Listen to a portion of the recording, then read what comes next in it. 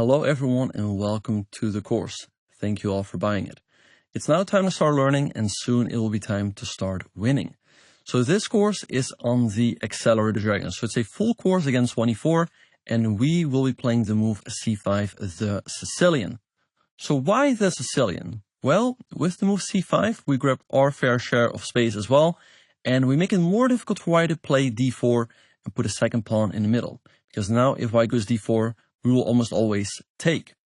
Now, if we compare that with e5, e5 stops d4 as well, but it can lead to a more symmetrical game. Whereas with the move c5, we avoid the symmetry. And like I said, we make sure that we grab our fair share of space. Whereas an opening like the Caro-Kann or the French, black could often be a little bit cramped for space. So I like c5. Now let's say white goes knight f3, their main move, with the idea to follow with d4 and then knight takes d4. I recommend the move knight to c6.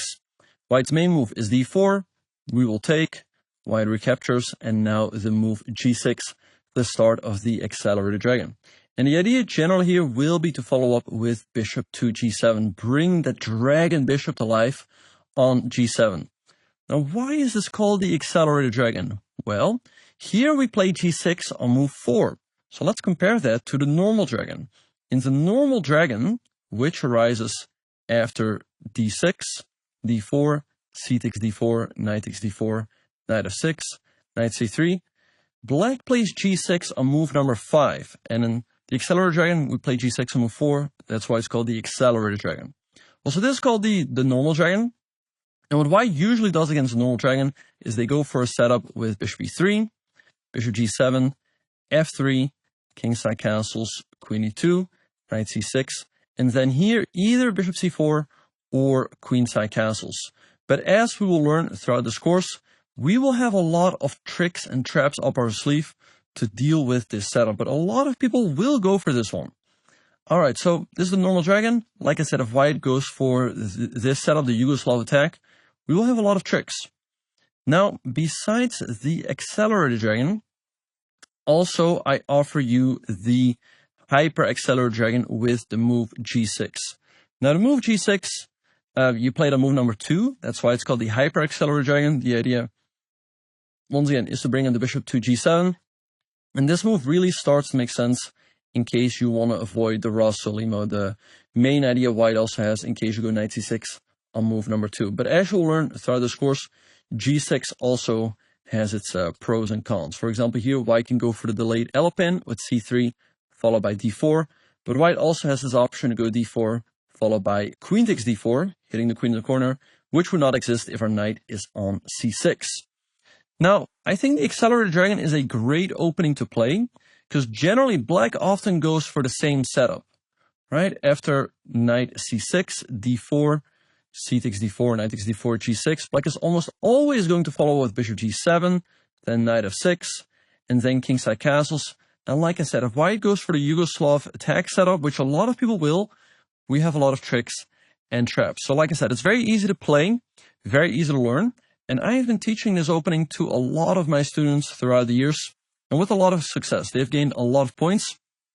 Like I said, because I think this opening is really easy to play. I think this is the best Sicilian if you're looking for something that's easy to play. If you're looking for your first Sicilian to play, because if you compare that to, let's say, the Najdorf, I think the Najdorf is a great opening, but the thing that makes the Najdorf more difficult is that after, let's say, d4, c takes d4, knight takes d4, knight f6, knight c3, and a6, this is the Najdorf opening.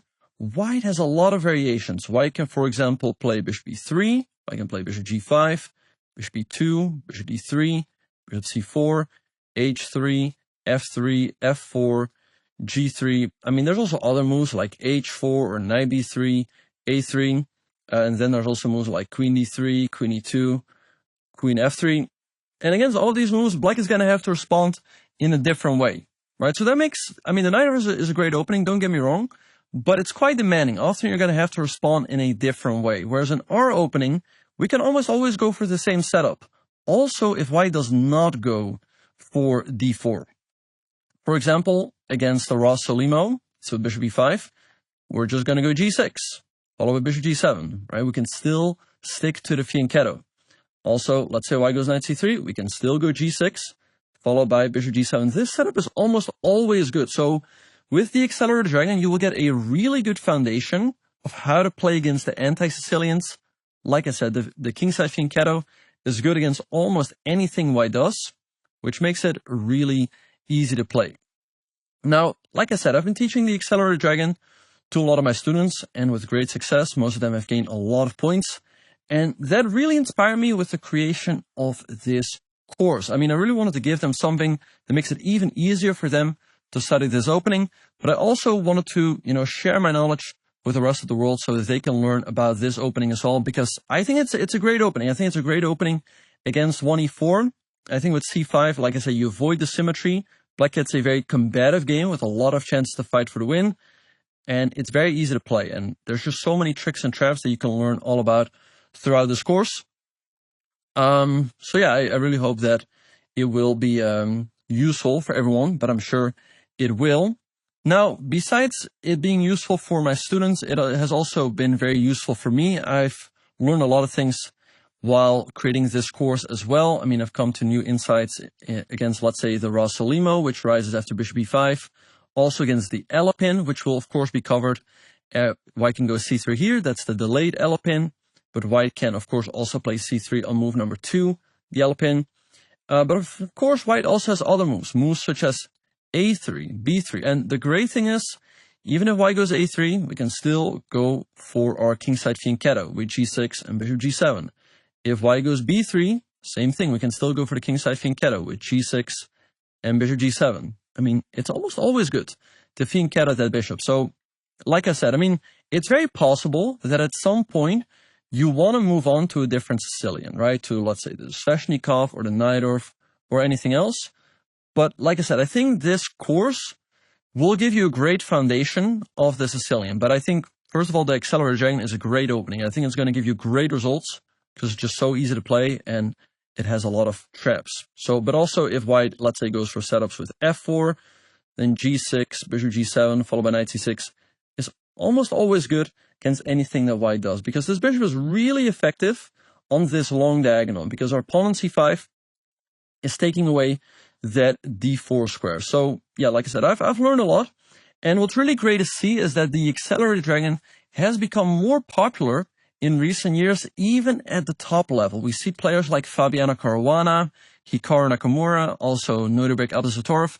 They often play the Accelerated Dragon, sometimes with knight c6 on move number 2, but sometimes with g6 on move number 2.